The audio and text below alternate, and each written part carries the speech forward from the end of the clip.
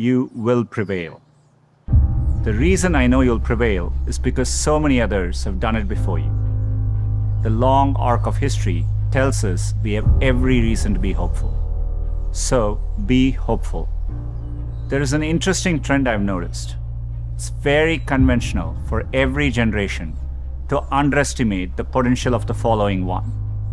It's because they don't realize that the progress of one generation becomes the foundational premise for the next. And it takes a new set of people to come along and realize all the possibilities. I grew up without much access to technology. We didn't get our first telephone till I was 10. I didn't have regular access to a computer until I came to America for graduate school.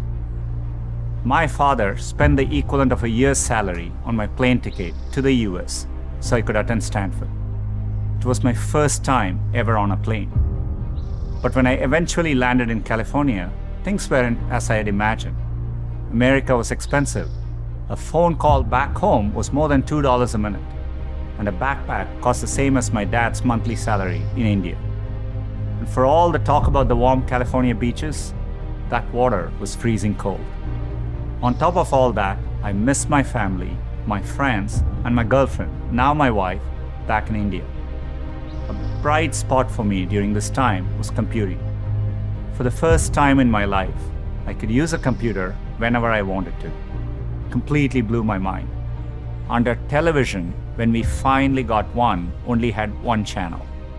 So imagine how awestruck I am today to be speaking to you on a platform that has millions of channels. There are probably things about technology that frustrate you and make you impatient. Don't lose that impatience. It'll create the next technology revolution and enable you to build things my generation could never dream of. The ability to ask a computer anything, anywhere. Be impatient. That's okay. It'll create the progress the world needs. The important thing is to be open-minded so that you can find what you love. For me, it was technology. The more access my family had to technology, the better our lives got. So when I graduated, I knew I wanted to do something to bring technology to as many others as possible. At the time, I thought I could achieve this by building better semiconductors. At that time, I used to read about what was happening in Silicon Valley, and I wanted to go be a part of it. And at that same moment, the internet was literally being built all around me. The year I arrived at Stanford was the same year the browser Mosaic was released, which would popularize the World Wide Web and the internet. The summer I left was the same summer that a graduate student named Sergey Brin met a prospective engineering student named Larry Page. These two moments would profoundly shape the rest of my life. But at the time, I didn't know it. It took me a while to realize that the internet would be the single best way to make technology accessible to more people. And as soon as I did, I changed course and decided to pursue my dreams at Google. So, a big part of what I focus on at any given time is, making sure we are innovating and building products for the future. So we are thinking about, things like virtual reality or augmented reality. So these are all new areas, but we've always had a very ambitious mission. We wanted to organize the world's information and make it universally accessible. We feel like we are in early days of that mission. And, so for us, the journey is just getting started.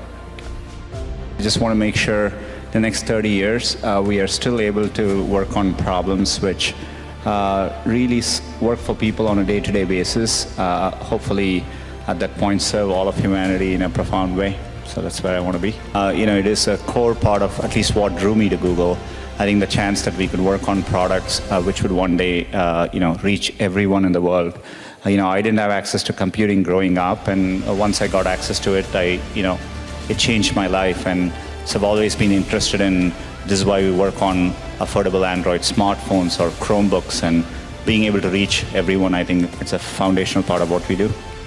Inspired by the wonder that first browser created in me, I led the effort to launch one called Chrome in 2009 and drove the effort to help Google develop affordable laptops and phones so that a student growing up in any neighborhood or village in any part of the world could have the same access to information as all of you.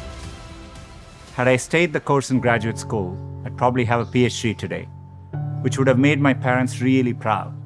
But I might have missed the opportunity to bring the benefits of technology to so many others. And I certainly wouldn't be standing here speaking to you as Google's CEO.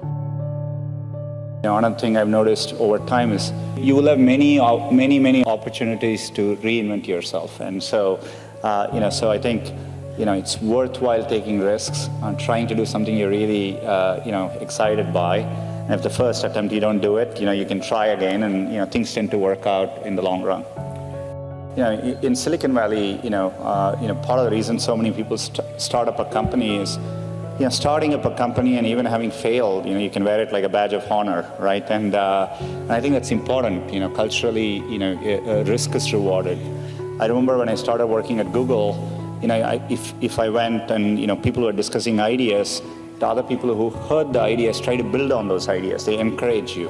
So it's a culture of optimism. It's a culture of risk taking, and I think that's really important. So, move forward would be for me. If I look at what is needed to solve the next generation of problems, creativity is an important attribute. I think so. Encouraging more creativity through the educational system. Today, I do think our educational system values, rigorous academic knowledge over necessarily, being more creative in how you approach education. I think that's important. Another thing I would say is, and I think I've seen it in the best schools in the US, etc. It's what I call it's very experiential, very hands-on. People learn how to do things by doing them, and not just by learning about them, right? And I think that's a big difference. So, to me, so allowing a system in which there's a lot more creativity, learning how to get things done by hand, and so much more of a project-based experiential learning are all, I think, trends which the Indian educational system needs to adopt. And I also think it's important to teach students to take risks, and and making sure the system doesn't penalize for you to take risks, and if you're different. And so those are all attributes which I think are important. When I see entrepreneurs here, they seem no different to me than the kind of people I meet in the Valley. So intrinsically, I think India can do the same kinds of things. And as the internet becomes more mainstream, people feel more confident. You have a much larger domestic market to tackle. That'll give you the confidence to tackle not just a local market, but global problems as well. So I think we're very well positioned. And the one good thing about India is I think, there's always been, whenever in India I used to walk around and go to some remote corner and find a tea stall, I always felt there is an entrepreneur there somewhere who saw that opportunity. So I think that streak has always existed. But I do think this generation, to your earlier point, I think is less, afraid to take risks and follow a conformist path, which is good. The only thing that got me from there to here, other than luck, was a deep passion for technology and an open mind. So take the time to find the thing that excites you more than anything else in the world. Not the thing your parents want you to do, or the thing that all your friends are doing, or that society expects of you. I know you're getting a lot of advice today, so let me leave you with mine. Be open, be impatient, be hopeful. If you can do that, history will remember not for what you lost, but for what you changed. You have the chance to change everything. I'm optimistic you will. Thank you.